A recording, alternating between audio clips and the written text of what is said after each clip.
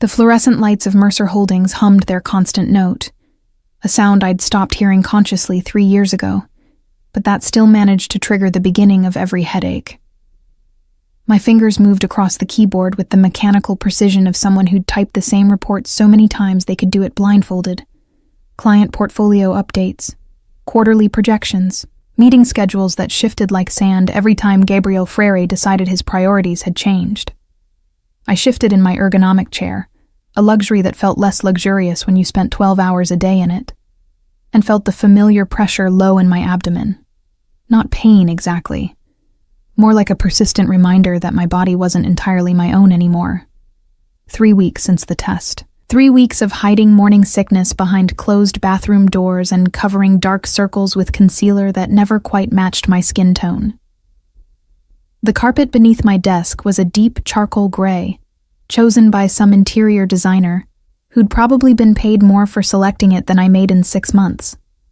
I'd spilled coffee on it twice in my first week as Gabriel's executive secretary.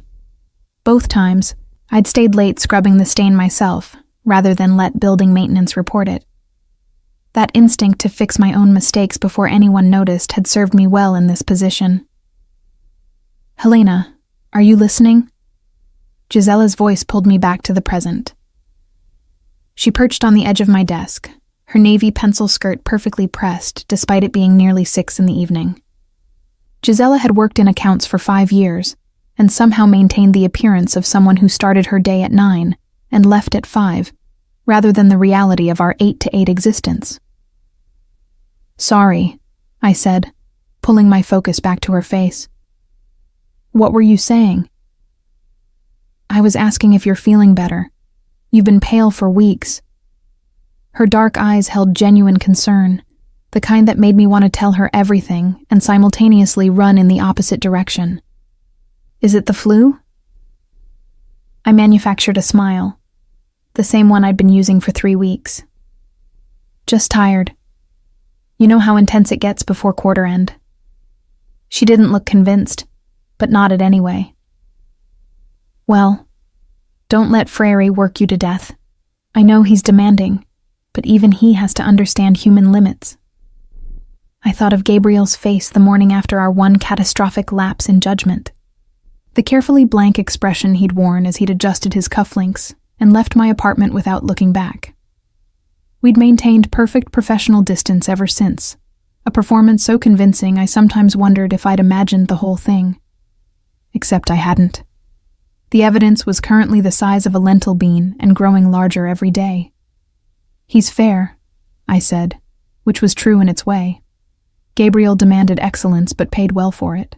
He never asked me to do anything unethical, even if the family business his legitimate holdings supported wasn't exactly pristine.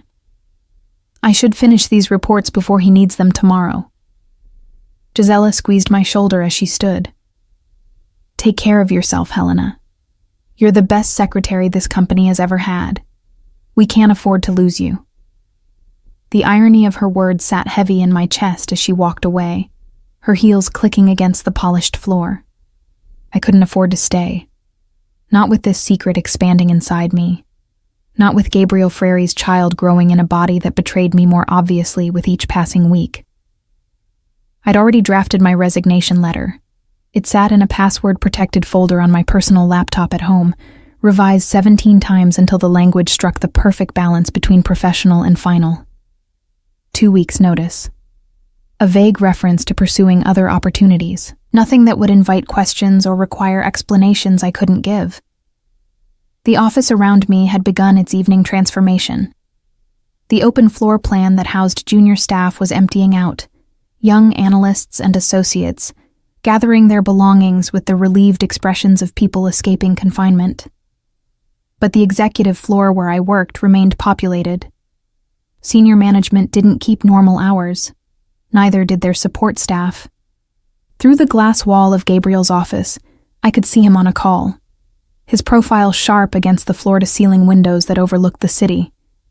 32 years old and already commanding an empire that extended far beyond the quarterly reports I compiled.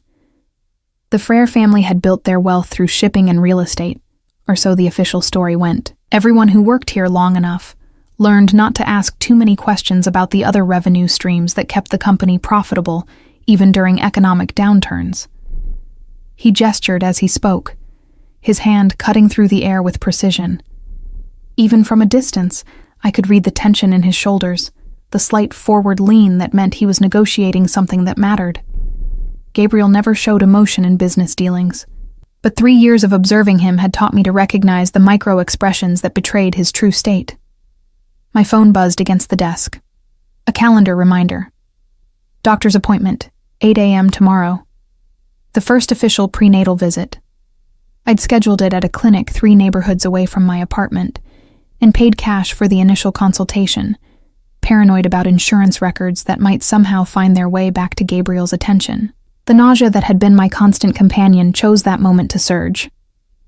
I stood carefully, grabbing my water bottle as cover, and made my way to the private bathroom adjacent to my work area. One of the perks of being an executive secretary, your own facilities, away from the communal restrooms used by everyone else. I locked the door and leaned against the cool marble counter, breathing through my nose until the wave passed. My reflection in the mirror showed the truth I'd been hiding. Shadows under my eyes that makeup couldn't quite erase.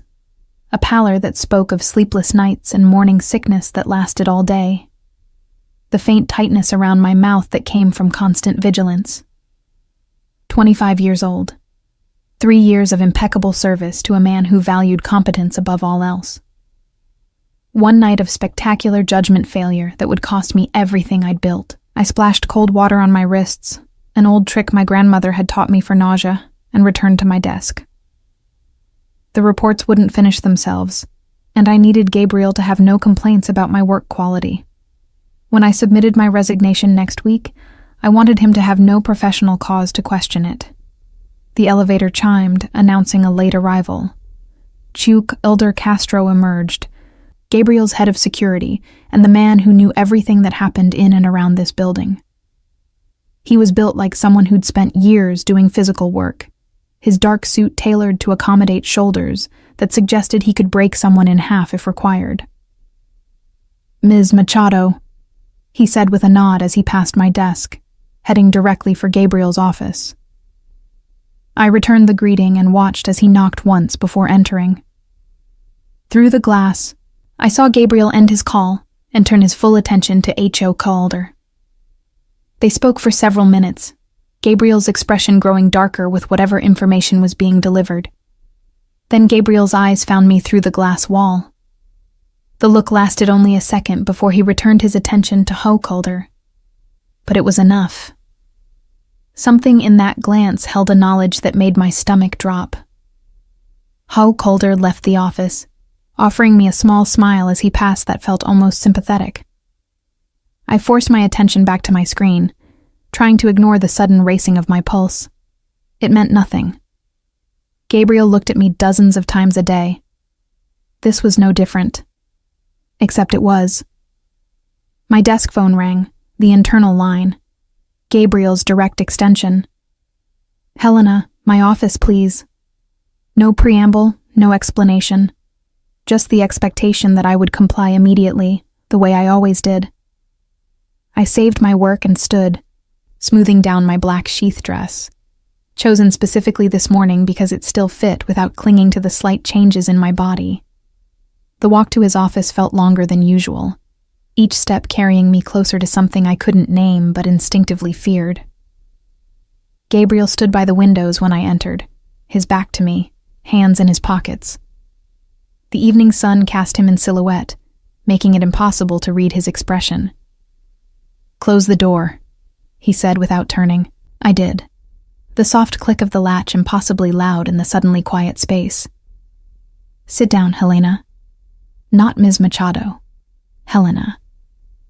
The use of my first name in this context sent warning signals through my nervous system. I took one of the leather chairs facing his desk, perching on the edge rather than settling back, ready to flee if necessary. Gabriel finally turned to face me. His features were composed, but I'd learned to read the small tells, the slight tension in his jaw, the way his fingers drummed once against his thigh before he stilled them. He was angry, but containing it with the iron control he brought to everything. "I'm going to ask you a question," he said, moving to lean against the front of his desk, close enough that I had to tilt my head back to maintain eye contact. "And I want the truth." My throat felt tight. "Of course. Were you planning to tell me about the baby, or were you just going to disappear?" The world seemed to stop. The hum of the lights, the distant sound of traffic from the street below, my own heartbeat.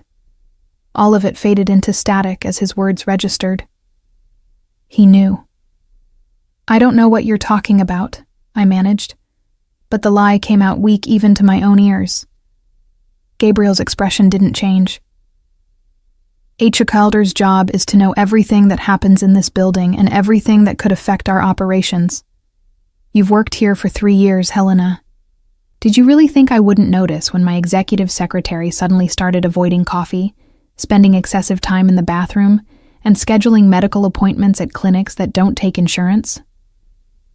The professional surveillance I'd always known existed in theory became horrifyingly concrete. "You've been having me followed." "I have everyone followed," he said without apology. "It's basic security protocol. What I want to know is why you thought hiding this from me was an acceptable option." The careful calm in his voice was somehow more intimidating than if he'd shouted. I stood, needing to not be sitting while he loomed over me. "Because it's none of your business." "None of my business?"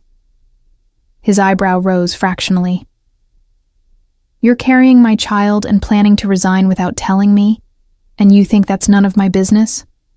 One night doesn't give you ownership of my life or my decisions," I said, finding my voice even as my hands trembled. "What happened between us was a mistake. I'm handling the consequences. You don't need to be involved." "A mistake." He repeated the word as if tasting it. "Is that what you call it? What else would you call it?"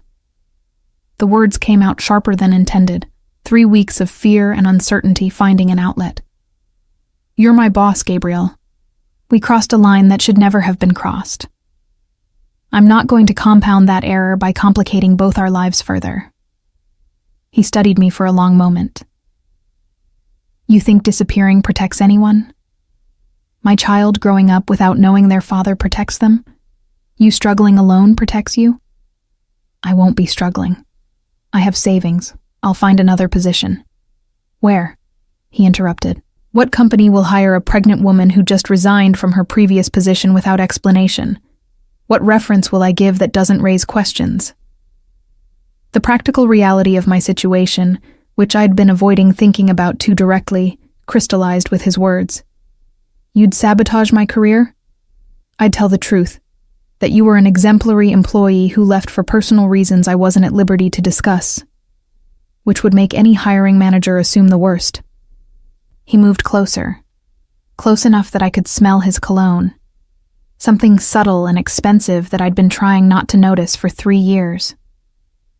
"Or you could stay, keep your position, your salary, your health insurance that would actually cover prenatal care and delivery. In exchange for what? In exchange for letting me be a father to my child." The simplicity of the statement somehow made it more complicated. "I never said you couldn't be. I just don't want to be another responsibility you manage like a quarterly report." Something flickered in his eyes. "Is that what you think you are to me? A responsibility to be managed?" "I don't know what I am to you, Gabriel. We've barely spoken about anything personal in 3 years. One night doesn't change that." "Then let's change it." He reached for my hand, his fingers warm against my cold ones. "Stay. Not just for the baby. Stay because you're good at your job and I don't want to replace you. Stay because whatever happened between us deserves more than you running away in the middle of the night." I wanted to pull away but couldn't quite make myself do it. "And when people figure it out? When the gossip starts? Let it start. I don't care what people think. Easy for you to say. You're Gabriel Frary. I'm just your secretary who made a catastrophically stupid decision. His jaw tightened. Don't call yourself stupid, and don't diminish what you are. You run this office more effectively than most executives run entire departments. You're the reason I can focus on the actual business instead of drowning in administrative chaos. That's not just anything. The compliment caught me off guard, and he must have seen it because his expression softened slightly. Stay, Helena. Let me handle the logistics, the gossip, all of it. You just focus on staying healthy and doing your job. Like it or not, I'm staying, I said, but it came out as more question than statement. Like it or not, he confirmed, because I know that child is mine, and I protect what's mine. The possessiveness in those words should have frightened me. Instead, for the first time in 3 weeks, I felt something like relief. The morning after Gabriel's revelation, I arrived at the office expecting everything to feel different. Instead, the fluorescent lights still hummed their monotonous note. The coffee machine in the break room still gurgled and hissed, and my desk still held the same stack of pending approvals that had been there when I left. What had changed was the weight of Gabriel's gaze every time I moved through his line of sight. I'd barely settled into my chair when Yara Baptista appeared, Gabriel's personal assistant, and the woman who handled matters too sensitive for standard channels. She was in her early 40s, elegant in the way of someone who'd learned to navigate powerful men without losing herself in the process. Mr. Freer asked me to give you this, she said, placing a sleek black folder on my desk. Her expression was professionally neutral, but something in her eyes suggested she knew more than she was saying. I opened the folder after she left. Inside, a new health insurance card with my name, upgraded to the premium tier that executives received. A business card for Dr. Teresa Vidal, one of the city's top obstetricians, with a note in Gabriel's precise handwriting. First appointment scheduled for tomorrow, 10 a.m., non-negotiable. Beneath that, a key card to his private parking garage, and a memo reassigning my parking spot from the public lot 3 blocks away to the secure underground facility directly beneath the building. I stared at the items, recognition dawning that this was how Gabriel operated, not through grand gestures or emotional declarations, but through systematic elimination of obstacles. He'd identified every practical concern I might have, and addressed them before I could voice objections. My phone buzzed. A text from an unknown number. The doctor visit you scheduled for this morning has been canceled and rescheduled with Dr. Vidal tomorrow. All fees already covered. 8 Chong CC, Elder. I should have been grateful. Instead, I felt the first whisper of what would become a familiar sensation over the coming months. The cage closing around me, lined with velvet, but locked nonetheless. Helena, do you have the Castellani contract revisions? Gabriel's voice came through my desk phone. I gathered the documents and entered his office. He was reviewing something on his tablet. Didn't look up immediately. When he did, his eyes went first to my face, then dropped briefly to my midsection, before returning to meet my gaze. The changes are highlighted in red, I said, placing the folder on his desk. Legal already approved the modifications. Good. He paused, then added, Did you receive Yara's delivery? Yes. It wasn't necessary to cancel my other appointment. It was absolutely necessary. That clinic is adequate for routine care. You need someone who specializes in high-risk pregnancies. I'm not high risk. You're 25 years old, working 60-hour weeks, under considerable stress, and trying to hide a pregnancy from everyone around you. That qualifies as high risk. His tone was matter-of-fact, as if we were discussing quarterly projections rather than my body. Dr. Vidal is the best. You'll see her. I felt my jaw tighten. You can't just rearrange my life without asking. I can when the alternative is you receiving inadequate care because you're too stubborn to accept help. He set down his tablet, giving me his full attention. This isn't about control, Helena. It's about making sure you and the baby are healthy. Everything is about control with you. Something flickered in his expression. If I wanted control, you'd already be moved into my penthouse where I could monitor you 24 hours a day. Instead, I'm giving you upgraded insurance and a better doctor. Choose your battles carefully." The implication that this was the merciful option sent a chill through me. "You can't seriously be suggesting I move in with you." "Not yet. But we'll need to discuss living arrangements before you reach 20 weeks. Your apartment has stairs and no elevator. Not practical." He returned his attention to the contract as if the matter was settled. "That's all for now." I left his office, hands shaking with a combination of anger and something else I didn't want to name. Back at my desk, I pulled up my resignation letter, reading through it again. The words that had seemed so definitive last week now felt flimsy against the reality of Gabriel's determination. Gisela appeared at lunch, a welcome distraction. "Want to grab something from the cafe downstairs? I'm desperate to escape these walls for 20 minutes. "I can't. I have too much to finish before the Peterson meeting at 2. She tilted her head, studying me with the expression of someone who'd known me long enough to recognize when I was deflecting. "You've been different lately. Distant. Is everything okay?" "Everything's fine," I lied, then softened it with honesty. "Just tired. I haven't been sleeping well." "Is it Frary? Is he pushing too hard?" Before I could answer, Gabriel himself emerged from his office, HOC elder at his side. They were deep in conversation, Gabriel's expression darker than I'd seen it in weeks. As they passed my desk, I caught fragments of their exchange. "Leal's been asking questions about the Castellani deal." "Let him ask. He has no leverage. But if he connects the dots about the shipping routes..." They moved out of earshot, heading toward the private elevator that led to the executive conference room. But H.O. Calder glanced back at me as they walked, and in that look I read confirmation of something I'd been suspecting since yesterday. I'd become part of whatever calculus Gabriel was running in his head. Not just his secretary anymore, but a variable in larger equations I didn't fully understand. Gisela followed my gaze. Those two are always plotting something. I swear, sometimes I think Frary runs more than just a legitimate business empire. "That's not really our concern," I said quickly, aware that speculation about the Frere family operations was dangerous territory. "I suppose not." She checked her watch. "I should get back anyway. But Helena, if you ever need to talk about anything, I'm here. No judgment." After she left, I tried to focus on work, but found my mind circling back to the conversation I'd overheard.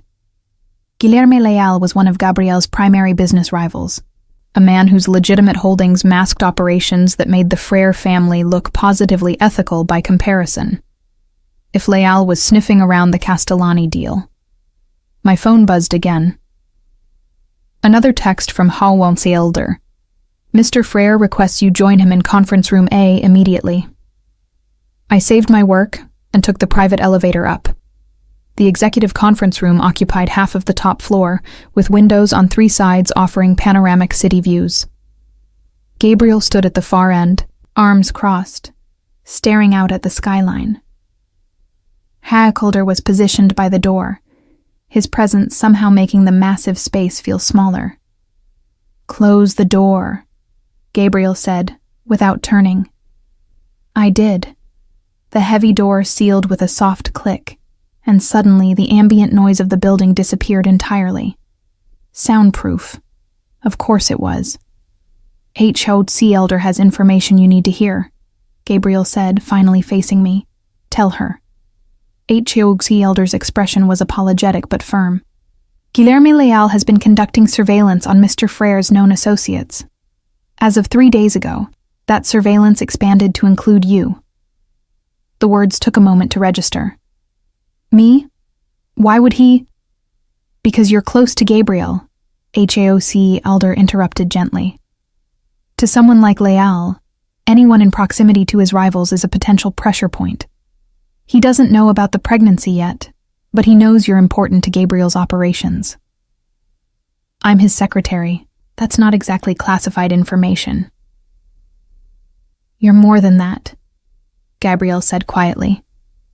and Leal is smart enough to recognize it. The way I rely on you, trust you with sensitive information, he sees vulnerability there.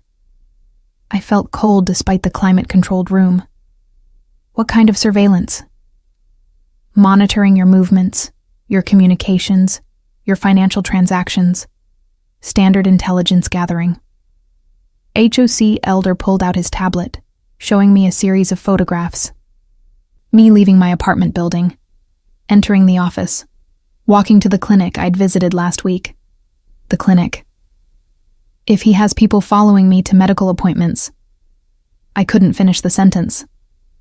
He'll know about the pregnancy within days, if he doesn't already, Gabriel confirmed, which is why we need to get ahead of this.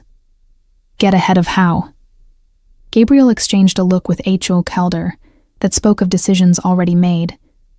You're moving into my building effective immediately. There's a vacant unit on the floor below my penthouse, fully furnished. Xiao C. Elder's team will pack your apartment tonight. Absolutely not. Helena. No. I stood my ground even as my heart raced. You don't get to make that decision for me.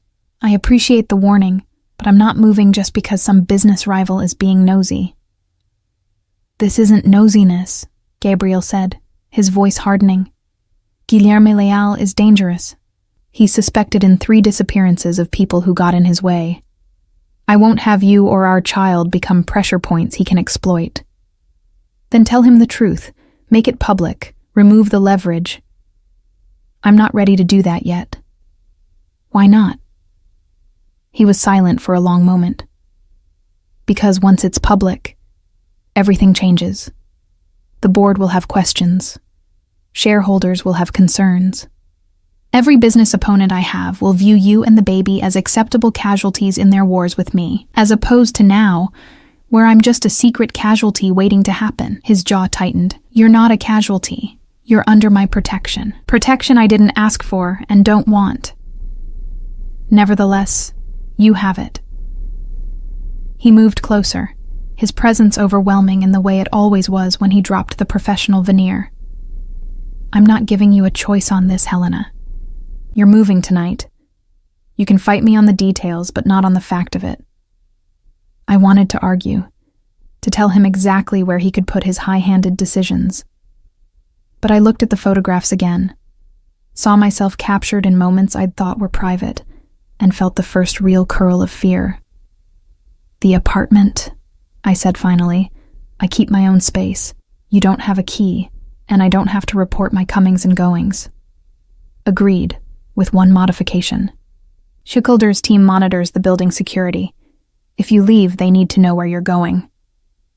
That's not... It's the best offer you're going to get, Gabriel interrupted. And it's more freedom than I should be giving you under the circumstances. I looked at Hilder, who at least had the grace to appear sympathetic. He's right, Miss Machado. If Leal knows about the pregnancy, your current apartment is indefensible. Mr. Freire's building has security measures that would take a military operation to breach. The practical part of my brain recognized the logic. The rest of me screamed against the trap closing tighter. Fine, I said. But this is temporary. Once Leal moves on to whatever his next obsession is. We'll revisit, Gabriel agreed, though something in his tone suggested he had no intention of ever letting me leave. That evening, I watched from Gabriel's penthouse as Hounkalder's team efficiently packed up my life into labeled boxes. Gabriel had insisted I not return to my apartment, citing security concerns, and I hadn't had the energy to fight him on it.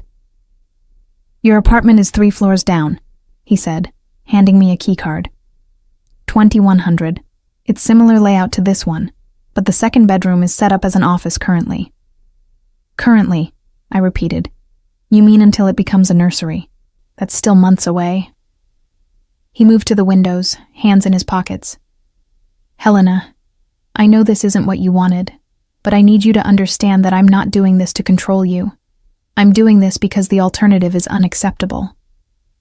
The alternative being? Anything happening to you or our child because I didn't take adequate precautions. He turned to face me. I've spent my entire adult life calculating risks and mitigating threats. This is no different. Except I'm not a business deal. I'm a person. I'm aware. His expression softened slightly. Which is why you have your own apartment instead of being installed in my guest room. Why you're keeping your position instead of being put on immediate leave. I'm trying to balance your autonomy with legitimate security concerns. I wanted to stay angry, to hold on to the fury that made me feel less helpless. But exhaustion was winning. 4 weeks of morning sickness, sleepless nights, and constant anxiety had depleted my reserves. I should go see my new prison, I said, heading for the door. Helena. I stopped but didn't turn around. It's not a prison. You can leave whenever you want. You just can't go back to being unprotected. The distinction felt meaningless, but I nodded and let myself out. Apartment 2100 was, as promised, similar to Gabriel's penthouse but smaller. The furniture was modern and expensive, the kitchen fully equipped, the bathroom larger than my bedroom had been at my old place. Through the floor-to-ceiling windows, the city glittered like scattered diamonds. A gilded cage, I thought, but a cage nonetheless. My phone buzzed. A text from Gabriel. Holly Elder will deliver your belongings by 10 p.m. If you need anything before then, I'm upstairs. I sat on the pristine leather couch and finally let myself acknowledge the truth I'd been avoiding. I was in far deeper than a simple pregnancy. I'd become entangled in Gabriel Frere's world in a way that went beyond employer and employee, beyond even father and mother of a child. I'd become something he felt compelled to protect. And Gabriel Frere never let go of what he considered his. Dr. Teresa Vidal's office occupied the top floor of a medical building that probably cost more per square foot than most people's homes. The waiting room featured original artwork and furniture that looked like it belonged in a design magazine, rather than a place where people sat anxiously awaiting test results. I'd arrived alone, insisting to Gabriel that I didn't need an escort to a routine prenatal appointment. He'd agreed with visible reluctance, though I suspected Harl Calder's security team was somewhere nearby, maintaining their invisible perimeter. Ms. Machado? A nurse appeared, clipboard in hand. The doctor will see you now. Dr. Vidal was a woman in her late 50s, with silver-streaked hair, pulled back in an elegant twist. She shook my hand with a firm grip and gestured to the examination table. I understand this is your third visit with us, and you're now approximately 12 weeks along. She reviewed something on her tablet. Mr. Frere was quite insistent that we provide comprehensive care. The casual mention of Gabriel's involvement made me tense. What exactly did he tell you? Simply that you're carrying his child and that he wants the best possible care for both of you. She looked up, her expression kind but professional. Everything discussed here is confidential, Helena. May I call you Helena? I nodded, some of the tension easing. The examination was thorough. Blood tests, physical assessment, and finally the ultrasound. Dr. Vidal moved the wand across my abdomen, her eyes on the screen. Then she smiled. Would you like to see your baby? She turned the monitor toward me, and there it was. No longer a kidney bean, but an actual tiny human form with visible limbs. A flickering pulse at its center that made my breath catch. That's the heartbeat, Dr. Vidal said softly. Strong and steady. Based on measurements, I'd say you're about 12.5 weeks. That puts your due date around early to mid-April. April, 5.5 months away. The timeline suddenly felt real in a way it hadn't before. Everything looks healthy, the doctor continued. But I want you to reduce your stress levels. Mr. Frere mentioned you work extensive hours. We should discuss modifications to your schedule. My work is fine, I said quickly. I can manage. I'm sure you can, but the question is whether you should. She handed me printouts of the ultrasound images. High stress during pregnancy can lead to complications. I'd recommend no more than 45 hours per week, with regular breaks. I thought of Gabriel's reaction if I tried to reduce my hours. I'll consider it. Back at the office, I found Gabriel in his usual position by the windows, phone pressed to his ear. He glanced at me as I entered, then ended his call abruptly. How was Dr. Vidal? Thorough. I placed the ultrasound images on his desk. She said everything looks healthy. Due date is mid-April now. She revised it based on current measurements. He picked up one of the images, studying it with an intensity that seemed disproportionate to the grainy black and white form. April, he repeated. 5.5 months. She also said I should reduce my work hours, 45 per week maximum. His eyes lifted to mine. Agreed. I wasn't asking permission. I know. I was agreeing with the doctor's recommendation. He set down the image. In fact, I've already instructed Iara to redistribute some of your responsibilities to the administrative pool. The familiar frustration flared. Without consulting me first, would you have agreed if I'd asked? That's not the point. It's exactly the point. He moved around the desk, closing the distance between us. You won't prioritize your health over your work. Someone has to. I can make my own decisions about what I can handle. Can you? His voice was quiet but challenging.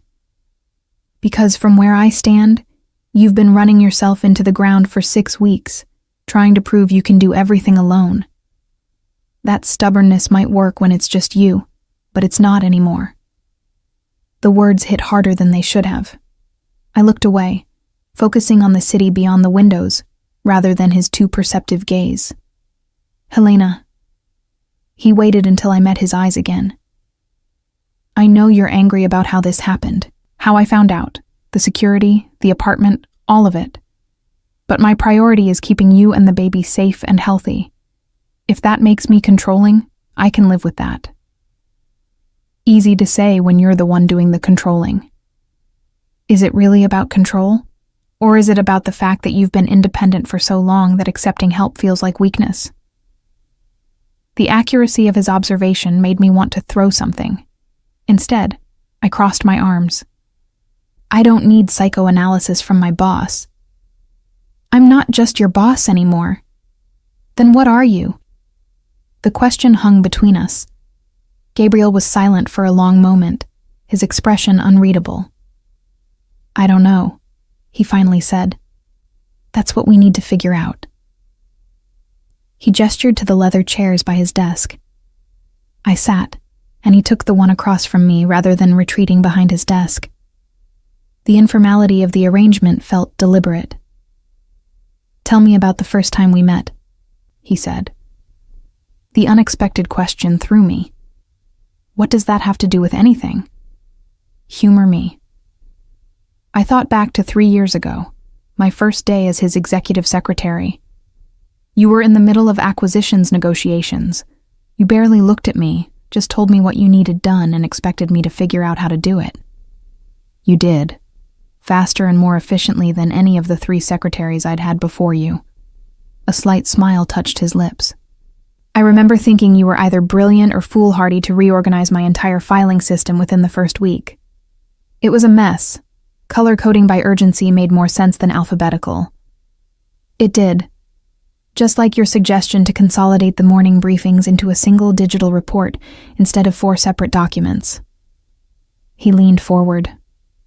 You've been making my professional life more effective from day one. Why do you think I trust you with information most executives don't see? Because I'm good at my job.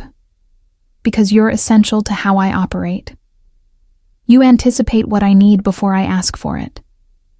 You filter out the noise so I can focus on what matters. You've made yourself indispensable, Helena. The compliment made me uncomfortable in its sincerity. If this is supposed to make me feel better about you rearranging my life, it's supposed to make you understand that what happened between us didn't come from nowhere. His voice dropped lower.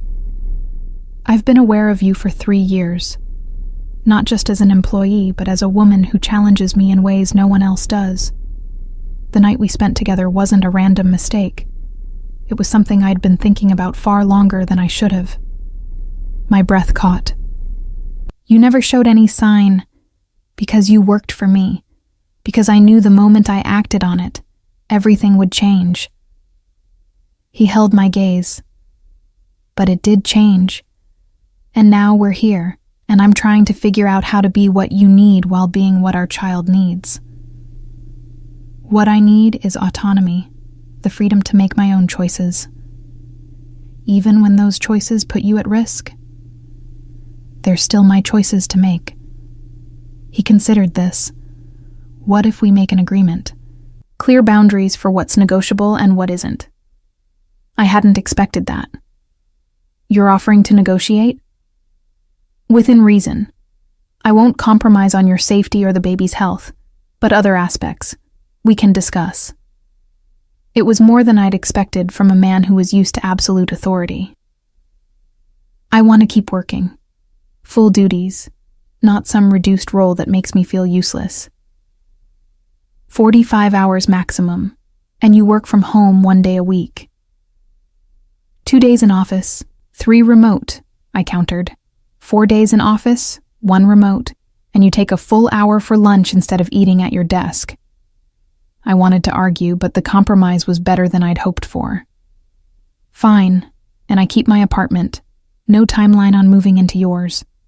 His jaw tightened. For now. But we revisit that conversation at 20 weeks when stairs become more difficult. Agreed. And you don't make medical decisions without consulting me first. As long as you actually attend the appointments and follow Dr. Vidal's recommendations.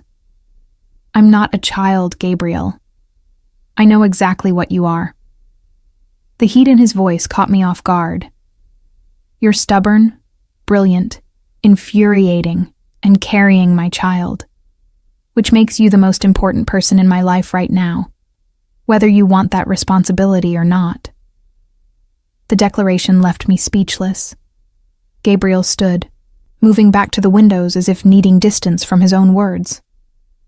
I have a meeting with the Castellani representatives in an hour, he said, his tone shifting back to business. I need you to prepare the updated contracts and sit in to take notes.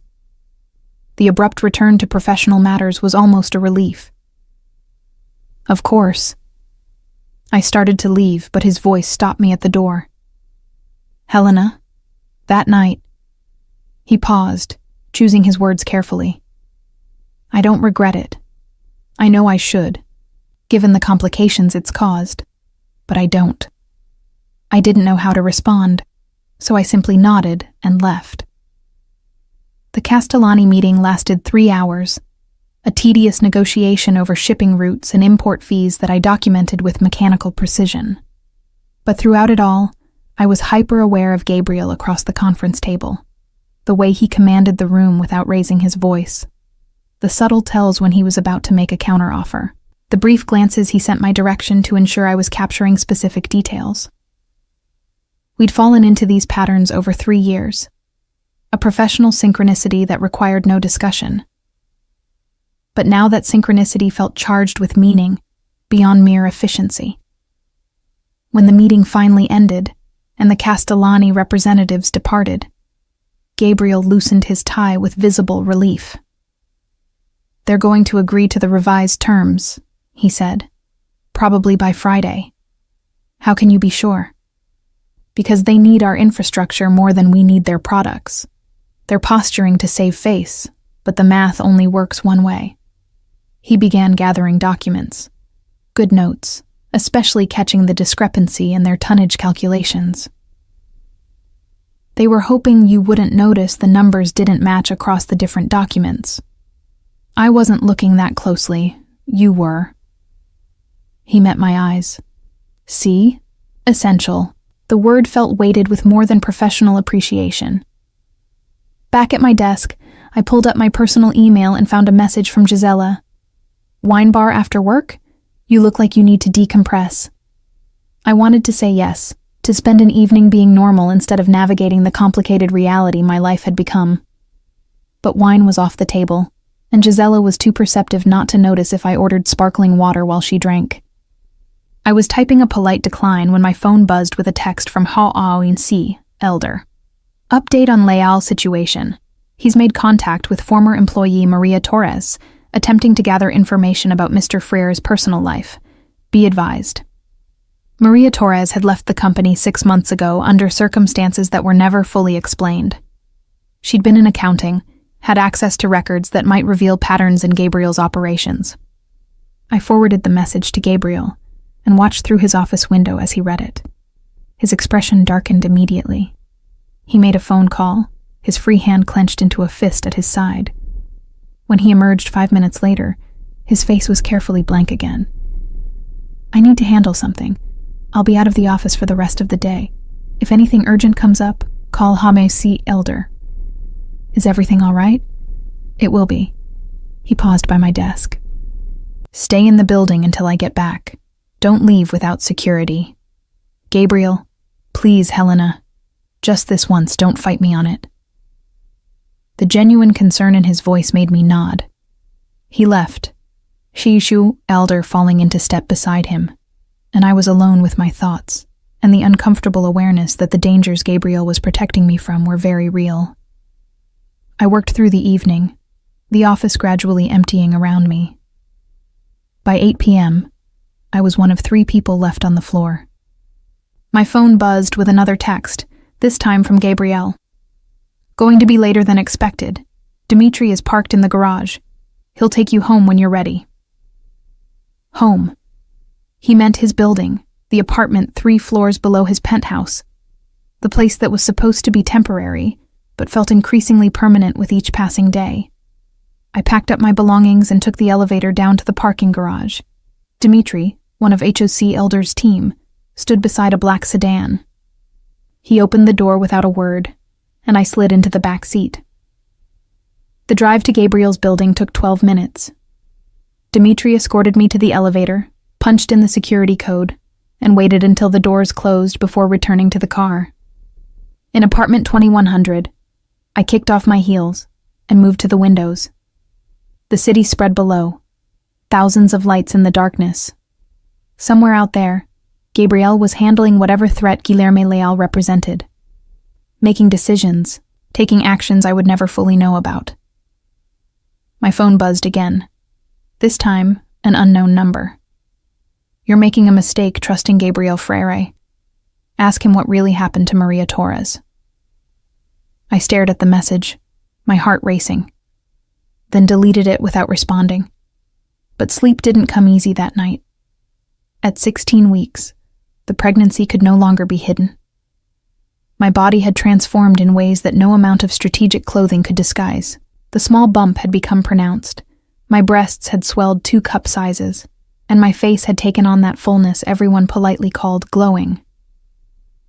You need to tell people, Gisela said one morning, cornering me in the break room. Helena, I've known you for 3 years. I'm not blind. You're pregnant. I'd been expecting this conversation for weeks. Still, hearing it stated so directly made my stomach clench. How long have you known? About a month, but I was waiting for you to tell me yourself.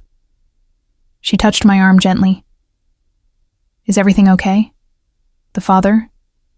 Is he in the picture? It's complicated. It always is. She studied my face with concern. But you're safe? You're being taken care of? Yes. More than taken care of, actually. I thought of Gabriel's constant surveillance, the upgraded apartment, the premium medical care. It's just not public yet. Because of work? Because of everything. Before she could press further, my phone buzzed. A text from Gabriel. My office. Now. I excused myself and found Gabriel standing by his windows, Chalkalder beside him. Both men turned as I entered, their expressions grim. Close the door, Gabriel said. I did, my pulse quickening. What's happened? Guilherme Leal has leaked information to a business journalist, HOC Elder said without preamble. The story is scheduled to run tomorrow morning. It details your pregnancy and implies impropriety in your employment. The floor seemed to tilt. How did he? Maria Torres provided him with access to old financial records. He's constructed a narrative that makes it appear I hired you, knowing we had a personal relationship, that the pregnancy is the result of an ongoing affair. Gabriel's voice was controlled, but I could see the muscle ticking in his jaw. None of it is true, but it's plausible enough to cause problems. What kind of problems? Board inquiries, shareholder concerns, potential regulatory investigations. He turned to face me fully. We need to get ahead of this. How? By making our own announcement, tonight, before Leal's story breaks. He pulled out his phone, showing me a prepared statement. This confirms our relationship in the pregnancy. It presents the facts on our terms. I read the carefully worded paragraphs. Professional, warm, revealing nothing about the complicated truth. It makes it sound like we've been dating for months. We don't need to provide a detailed timeline. The relevant facts are, you're pregnant, I'm the father, we're committed to co-parenting. He paused. Unless you want to say something different. What do you want to say? His eyes held mine. I want to tell the truth, that what started as a single night became something neither of us expected. That you're important to me beyond just being the mother of my child. That I'm not ashamed of any of this. The raw honesty in his voice made my breath catch. Gabriel. But I'll follow your lead, he continued. This affects you more than it affects me. What do you want people to know? I thought about the past 12 weeks. The way he'd inserted himself into every aspect of my life, not with cruelty, but with relentless protectiveness. The way I'd fought him at every turn, yet found myself softening despite my better judgment. Tell them we're figuring it out, I said finally. That this wasn't planned, but we're committed to making it work. For our child and for ourselves. Something like relief crossed his features. I can work with that. Cho Si Elder made a call, and within minutes, Gabriel's communications team was revising the statement. An hour later, it went live across all major platforms. My phone immediately exploded with notifications. Messages from colleagues, from numbers I didn't recognize, from the few friends I'd maintained contact with over the years. I turned it off and stared at the city beyond Gabriel's windows. What happens now? I asked. Now we wait to see how the world responds. He moved to stand beside me. Helena, I know this isn't how you wanted things to go. But for what it's worth, I'm not sorry everyone knows. I'm tired of pretending you're just my secretary. What am I then? He was quiet for a long moment. Someone I care about more than I've cared about anyone in a very long time. Someone I'm determined to protect, even when you don't think you need protecting. Someone who makes me want to be better than I've been. The words settled over me, sincere and terrifying in equal measure. I don't know how to do this, Gabriel. Any of this. Neither do I, but we'll figure it out together. His hand found mine, warm and solid. Trust me on that, at least. The media response was swift and predictably chaotic. By morning, our names were trending. Headlines ranged from supportive to sensational, and think pieces debated everything from workplace ethics to modern relationships. Stop reading those, Gabriel said the next day, finding me scrolling through articles on my tablet. He'd appeared at my apartment door at 8 a.m., with breakfast and the morning papers. They don't matter. They feel like they matter. They don't. What matters is that Leal's leverage is gone. The story he was planning to leak is now just confirmation of what we already announced. He set coffee, decaf, in front of me. We control the narrative now. Over the next 2 weeks, the initial frenzy died down. Colleagues who'd been distant became cautiously friendly. Gisela took me to lunch and extracted a heavily edited version of the truth, which she accepted with characteristic grace. The board issued a statement supporting Gabriel's personal choices while reaffirming confidence in his leadership. And slowly, Impossibly, our new reality began to feel almost normal. At 18 weeks, Gabriel called me into his office with an announcement. I'm making some organizational changes. Yara will take on more administrative oversight. You're transitioning to a new role. I stiffened, expecting demotion disguised as consideration for my condition. What role? Director of Strategic Operations. He handed me a detailed job description. You've been doing this work informally for over a year. Time to make it official. I scanned the document, shocked by how accurately it reflected what I actually did. People will say you're giving me special treatment. People will say all kinds of things. The question is whether you care more about their opinions than about doing work you're qualified for. He met my gaze steadily. This isn't charity, Helena. You've earned this position, and I'm interviewing 3 candidates to replace you as executive secretary to prove it's not about keeping you close. The thoughtfulness of it, the way he'd anticipated my objections, left me momentarily speechless. Thank you. You don't need to thank me for recognizing your value. He moved closer. Though I wouldn't object to you showing appropriate appreciation later. The heat in his voice sent a shiver through me. Despite months of forced proximity, we'd maintained careful physical boundaries, but lately, those boundaries had been eroding. Gabriel, I know. We're taking things slowly. I'm trying to respect that. His hand cupped my face gently. But you should know, I'm not a patient man by nature. The fact that I've waited this long is testament to how much you matter to me. Before I could respond, his phone rang. He sighed, stepping back. We'll continue this conversation later. Think about the position. I need an answer by Monday. That weekend, Gabriel insisted on taking me out of the city. You need a break from the office politics and media scrutiny, he said, brushing aside my protests. Doctor's orders. Dr. Vidal didn't say anything about leaving the city. She said to reduce stress. This is stress reduction.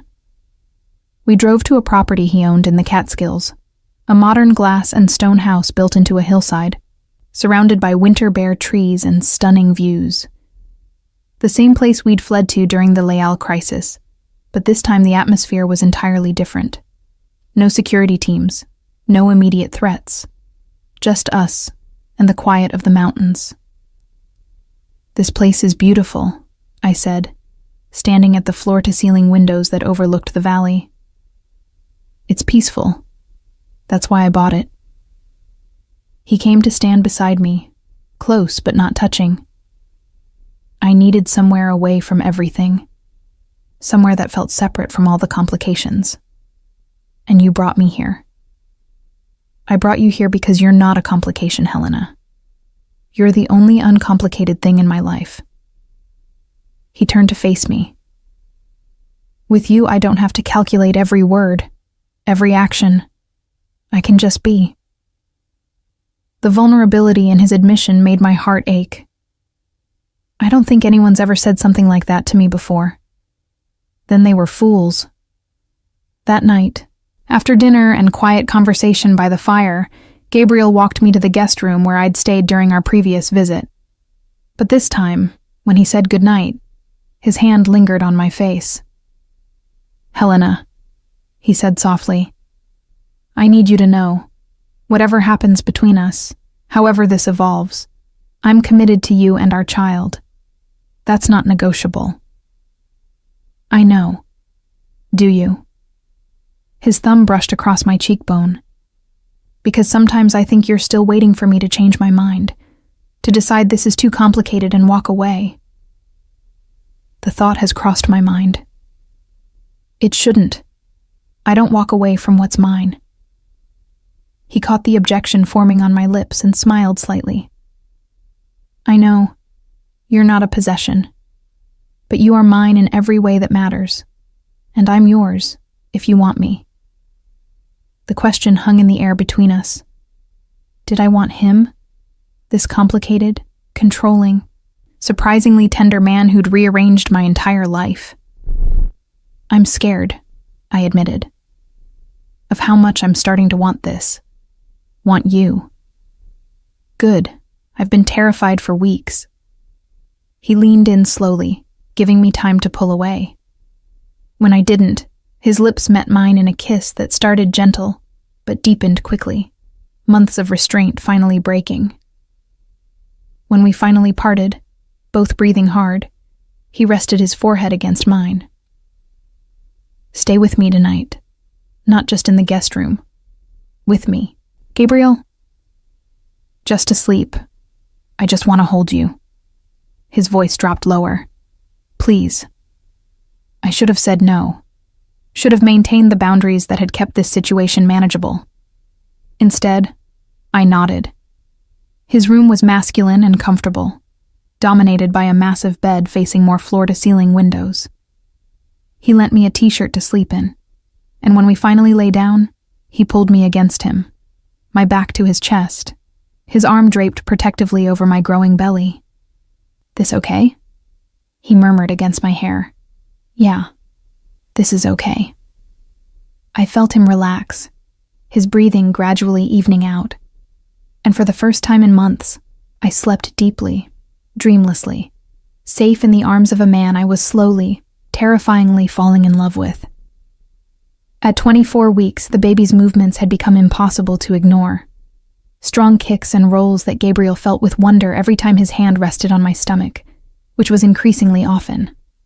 We'd settled into a routine that felt almost domestic. I'd officially started my new position as Director of Strategic Operations, proving to skeptics that I'd earned the role through competence rather than personal connections. Gabriel and I had dinner together most evenings, sometimes in his penthouse, sometimes in mine, the boundaries between our spaces growing more fluid by the week. We hadn't slept together again, not in the way that mattered. But we'd shared a bed several more times, his arms around me becoming as familiar as breathing. The restraint was starting to fray, evident in the heated looks we exchanged, the lingering touches, the kisses that grew longer and deeper. We need to talk about what happens after the baby arrives, Gabriel said one evening over dinner in his apartment. February snow fell steadily outside the windows, blanketing the city in white. What do you mean? I mean living arrangements, childcare, how we navigate having a newborn while both maintaining our careers. He set down his fork. I want us all under one roof, Helena. This having 2 apartments in the same building, it was practical when we were figuring things out. But now what? Now I hate going to sleep without you. I hate waking up and having to wait until you come upstairs for breakfast. I hate the pretense that we're not building a life together. My breath caught. Gabriel, I love you. He said it simply, directly. I have for months, maybe longer if I'm honest with myself. And I know you feel something for me too, even if you're not ready to name it yet. He wasn't wrong. Somewhere between his high-handed protectiveness and unexpected tenderness, I'd fallen completely. I do feel something, I admitted. But moving in together, that's a big step. We're having a baby together. That's already the biggest step. He moved around the table, kneeling beside my chair so we were eye level. I'm not asking you to give up your independence or your apartment. Keep it as office space, as a retreat when you need alone time. But live with me. Here. Let me wake up next to you every morning and go to sleep holding you every night. The image he painted was dangerously appealing. What if it doesn't work? What if we realize we drive each other crazy? Then we'll figure it out. But I'd rather fail trying than succeed at maintaining safe distance. His hand covered mine. Take a chance on us, Helena. Please.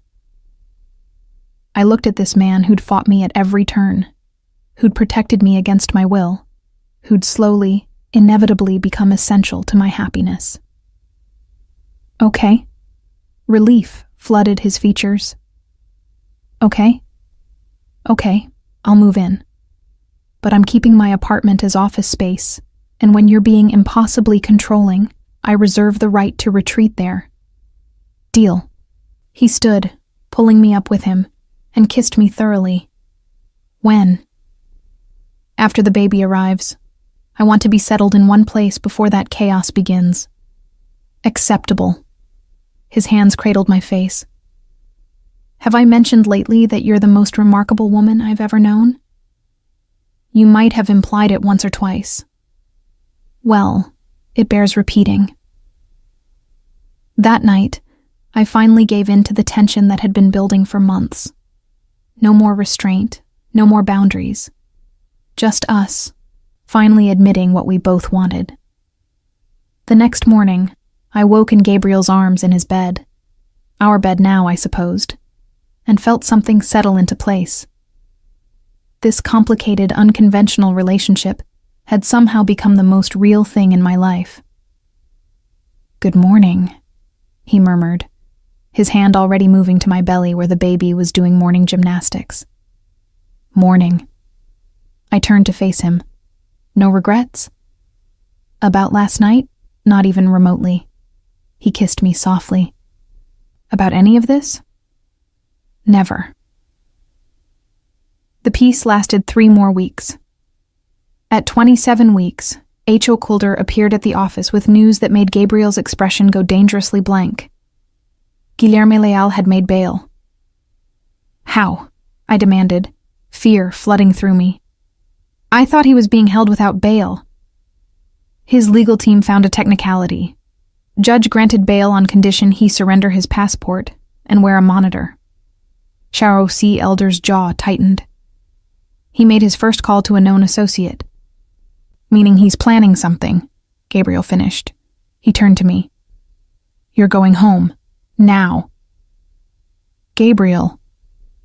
This isn't negotiable, Helena. He was already gathering his jacket. HOC Elder's team is securing the building, but I want you somewhere with controlled access until we understand Leal's intentions. We rode the elevator to the 23rd floor in tense silence. Once in the penthouse, Gabriel immediately got on the phone with his security team, while I tried to process the sudden shift from peaceful normalcy to crisis mode. I'll work from here today, Gabriel announced after ending a series of calls. HOC Elder is coordinating a response. In the meantime, we stay put. Hours crawled by. Gabriel maintained the appearance of business as usual, taking calls and reviewing documents, but I noticed how his eyes kept tracking to me, ensuring I remained in sight. At 4 p.m., HOC Elder called with an update. I only heard Gabriel's side, but his expression told me everything. Leal violated bail terms within 6 hours of release, Gabriel said after ending the call. He cut off his monitor and disappeared. Authorities have issued a warrant. So he's running. Or planning something desperate. Gabriel moved to the windows, jaw tight. HOC Elder thinks he might try to contact you directly. Use you as leverage one final time. I'm not afraid of him. You should be. He turned to face me. Guilherme Leal has nothing left to lose. That makes him more dangerous than he's ever been. My phone buzzed. Unknown number. Tell Frere I want to talk. Just him and me. No lawyers, no security. 1 hour at the original meeting place. If he doesn't show, I start making calls to people who'd love to know about his less legitimate business partners. GL. I showed the message to Gabriel, whose expression went dangerously blank. He's bluffing, I said. You've already neutralized most of his evidence. Most of it. But he's right that there are still details that could damage the business. Gabriel made a call to HOC Elder. Set it up. I'll meet him. Gabriel, no. He held up a hand. Bring the full team, but keep them outside perimeter. I go in alone as requested. This is obviously a trap, I protested after he ended the call. It's a desperate man making one final play. He moved to where I stood. I've been in worse situations, Helena. I'll handle this. And if something goes wrong? His hands were gentle on my shoulders. Nothing will go wrong. Leal thinks he's orchestrating this meeting. He has no idea I've been 3 steps ahead of him for months. You're not invincible, No, but I'm very good at what I do. His hand moved to my stomach, where our baby rolled against his palm, and I have every reason to come back safely. The next 2 hours were torture. I watched from the penthouse as Gabriel's SUV pulled out, Schukelder's convoy following at a distance. My phone showed the tracking app, a dot representing Gabriel moving toward the waterfront. At 6:47 p.m., HOC Elder called. Ms. Machado, situation is under control. Leal attempted to assault Mr. Frere during their meeting. He's been apprehended and is in custody. Mr. Frere is unharmed and on his way back. I nearly collapsed with relief. Gabriel arrived 20 minutes later, looking rumpled but intact. A small cut above his eyebrow was the only visible sign of trouble. You're hurt, I said, reaching for his face. Superficial. Leal got one punch in before Hakwongselder's team intervened. He caught my hand, pressing a kiss to my palm. It's over, Helena. Really over this time. Leal violated bail, assaulted me, attempted extortion. He won't be a threat for a very long time. The tension I'd been carrying released all at once. I sagged against him, his arms coming around me automatically. I was terrified, I admitted into his shirt. I know. I'm sorry I had to put you through that. His hand stroked my back. But I needed to end this. For us. For our child. For the future we're building. That night, lying in bed with his hand on my belly and our baby moving beneath his palm, Gabriel spoke the words I'd been waiting to hear. I love you, Helena. Not because you're carrying my child, though that's part of it, but because you challenge me, match me, make me want to be better. You've changed everything. I love you too, I said, finally admitting the truth I'd been hiding from myself. Even when you're impossible, he laughed softly. I'm working on that. Work harder. Yes, ma'am.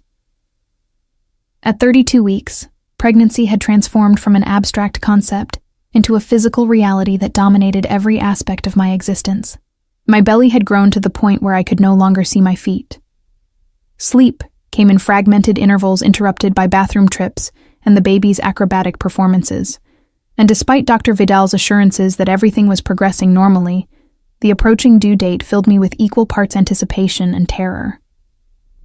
You're nesting, Gisela observed one afternoon, finding me reorganizing files in my office for the 3rd time that week. My sister did the same thing before her kids were born. Couldn't stop cleaning and organizing everything.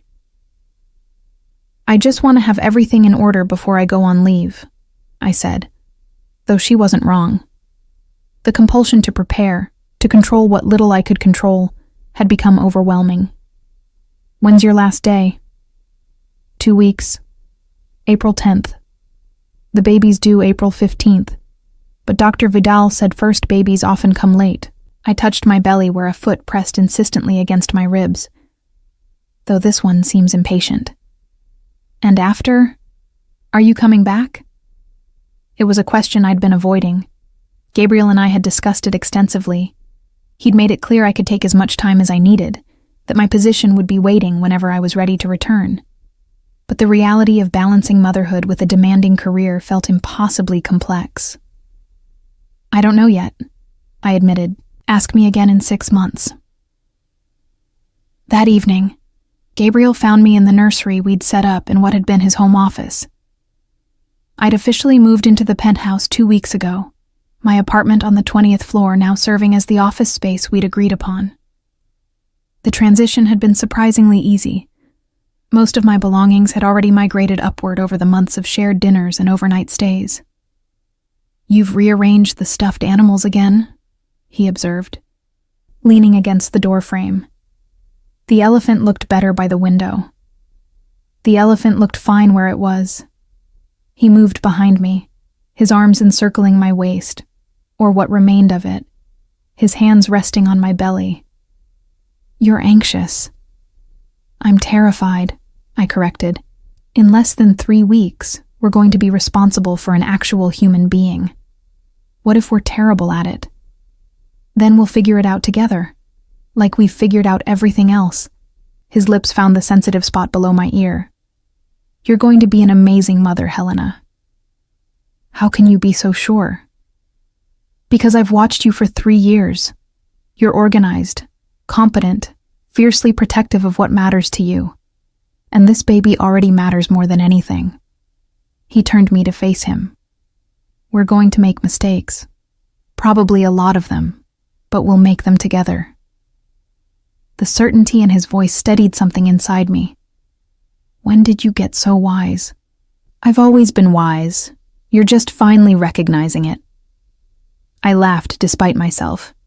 And there's the arrogance I know so well. Confidence, not arrogance. He kissed me softly. Come to bed. You need rest. I need to finish organizing the nursery is perfect. The entire apartment is perfect. You are perfect. He guided me toward our bedroom with gentle insistence. And you need to sleep while you still can. He was right, of course.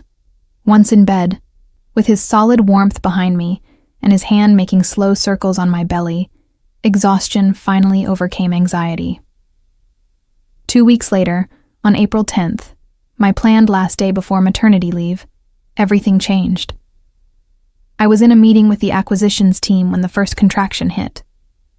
Not the Braxton Hicks contractions I'd been experiencing for weeks, but something deeper, more insistent. I made it through the meeting by gripping the edge of the conference table and focusing on my breathing.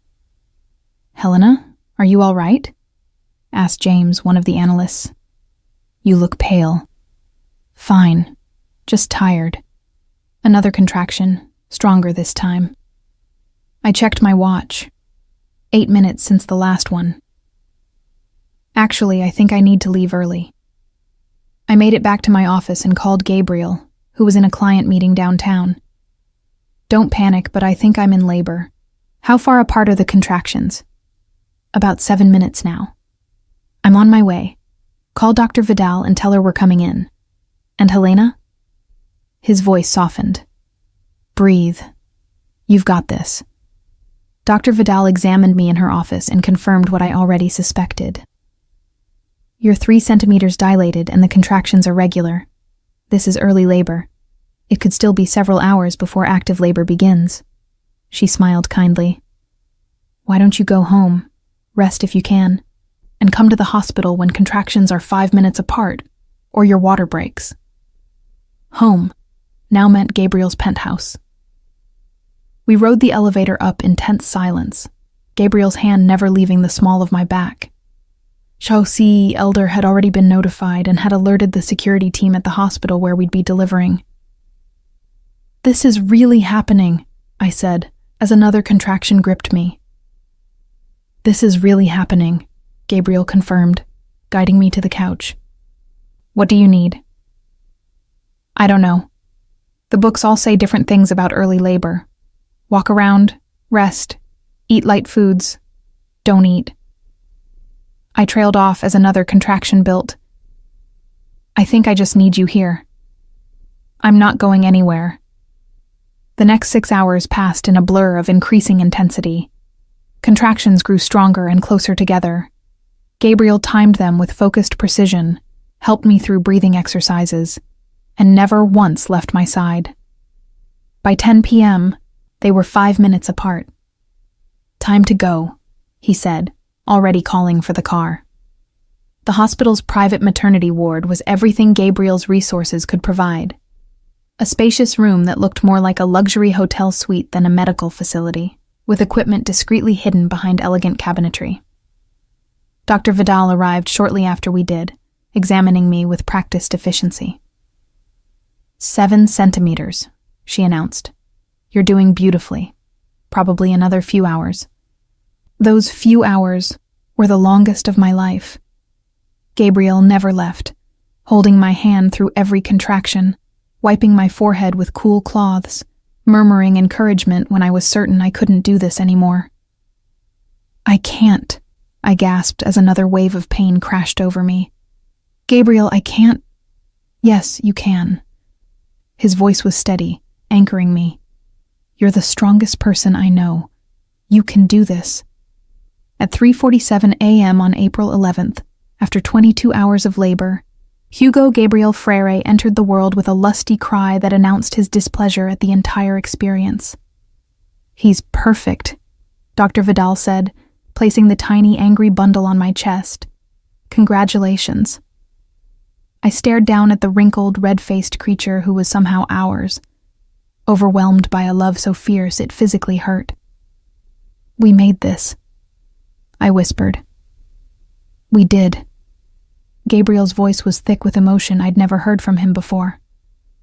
His finger traced Hugo's tiny hand, which immediately grasped it with surprising strength. "Hello, son.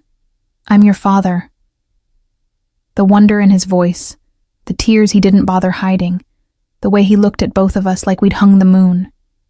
In that moment, every complicated step that had brought us here felt worth it.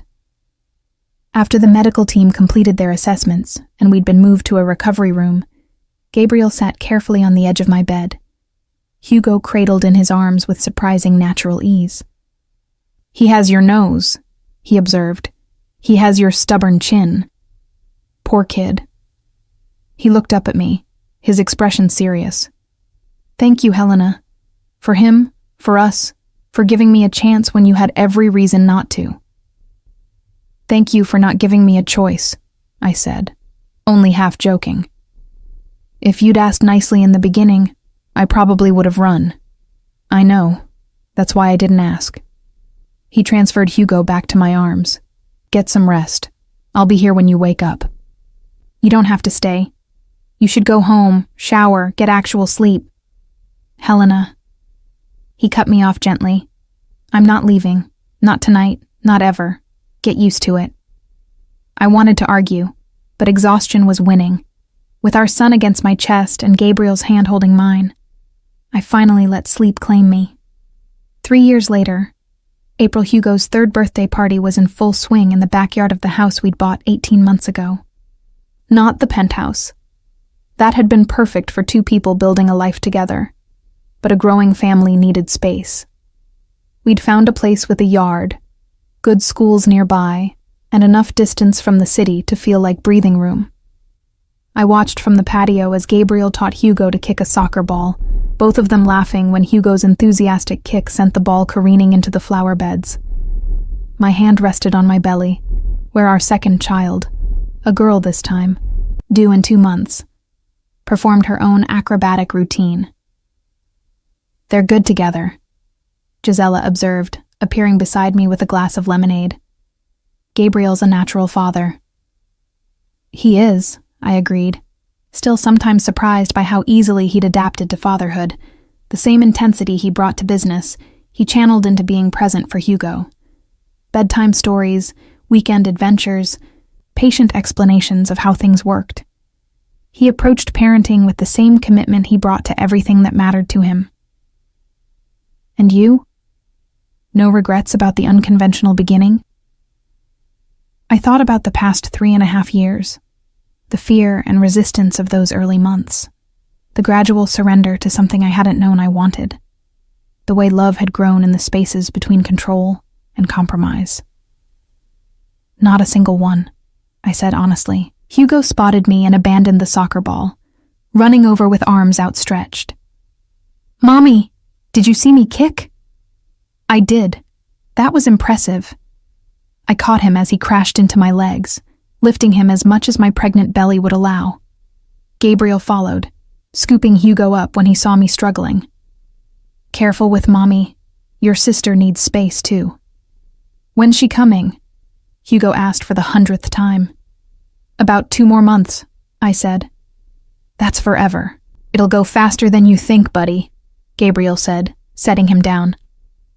"Why don't you go show Aunt Gisela your new dinosaur?" Hugo took off at full speed, and Gabriel turned to me, his hand automatically going to my belly where the baby kicked against his palm. "How are you feeling?"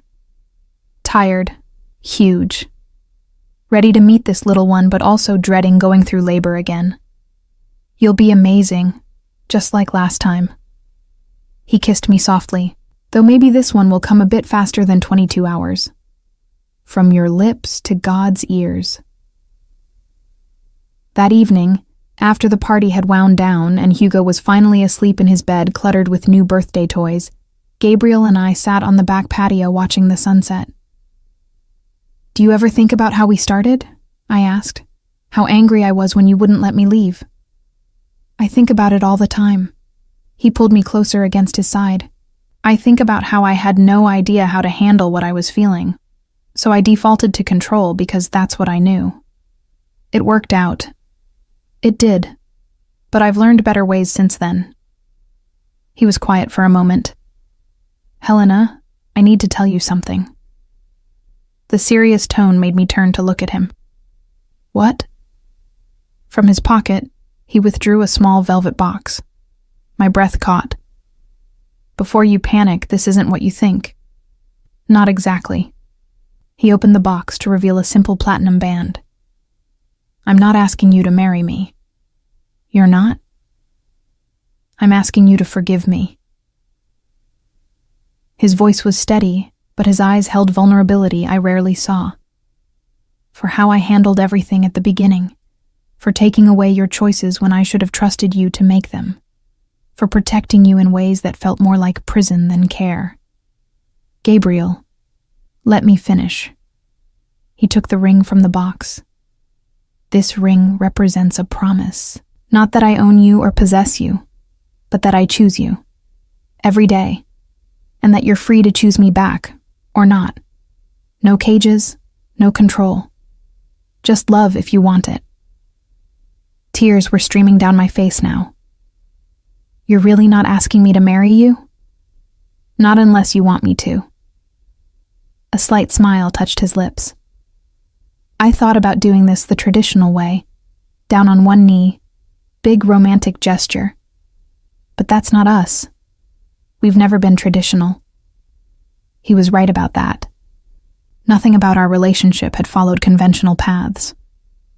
"I don't need a wedding to know you're committed to me," I said. "You've shown me that every day for 3 years." But I want one anyway."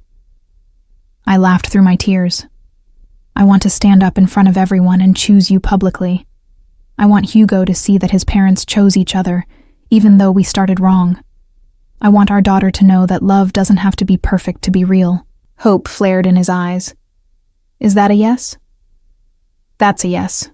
Ask me properly." He laughed, the sound rich with relief and joy. Then, carefully maneuvering around my pregnant belly, he knelt on one knee on our patio, holding up the ring.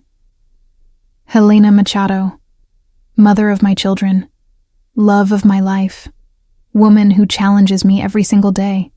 Will you marry me?" "Yes," I said simply. "Yes." He slid the ring onto my finger, then stood and pulled me into his arms, kissing me thoroughly, while the sunset painted the sky in shades of gold and rose. Hugo's voice came from the doorway. "Why is Daddy kissing Mommy?" Gabriel broke the kiss, but didn't let me go. "Because Mommy just said she'll marry me." "What's marry mean?" "It means Mommy and I are going to have a special party where we promise to love each other forever," I explained. "Can I come to the party?" "You're going to be the most important guest," Gabriel assured him. Hugo considered this, then shrugged with the easy acceptance of a 3-year-old. "Okay. Can I have ice cream now?" We laughed, and Gabriel released me to take Hugo inside for his promised treat. I stayed on the patio a moment longer, looking at the ring on my finger, feeling the baby moving inside me, hearing my son's laughter and my fiancé's deeper voice from inside our home. This life we'd built from an impossible beginning. This family that shouldn't have worked but somehow did. Like it or not, Gabriel had told me that first day. "You're staying." He'd been right. But somewhere along the way, the compulsion had transformed into choice. And every day since, I'd chosen to stay. Not because I had to, but because I wanted to. Because this complicated, unconventional love was the realest thing I'd ever known. And that made all the difference. 2 months later, June Olivia Helena Frary was born on June 23rd, after a considerably shorter labor than her brother's dramatic entrance. Gabriel held her with the same wonder he'd shown with Hugo, though this time with the confidence of experience. "She has your eyes," he observed. "She's 2 hours old. You can't tell that yet." "I can tell." He looked up at me, this man who'd forced his way into my life and somehow become my home. "Thank you. Again. For all of it. Stop thanking me. We made these children together. I'm not just thanking you for them. I'm thanking you for us, for giving me a chance to get it right." He carefully transferred Olivia to my arms. "I love you, Helena. More than I have words for." "I love you too," I said, looking at our daughter's perfect face. "Even when you're impossible." "Especially then," he corrected with a smile. "Especially then," I agreed. Hugo arrived with his grandparents an hour later, standing on tiptoe to peer at his new sister with solemn curiosity. "She's really small," he observed. "You were that small once," I told him. "Was I loud like her?" "Louder," Gabriel and I said in unison, making everyone laugh. As I watched my family gathered around, Gabriel with Hugo on his lap, explaining big brother responsibilities, my in-laws cooing over their new granddaughter, the future stretching ahead with all its beautiful uncertainty, I felt something settle deep in my chest. Peace, gratitude, joy. This was my life now. Not the one I'd planned, but the one I'd chosen. And it was perfect. And it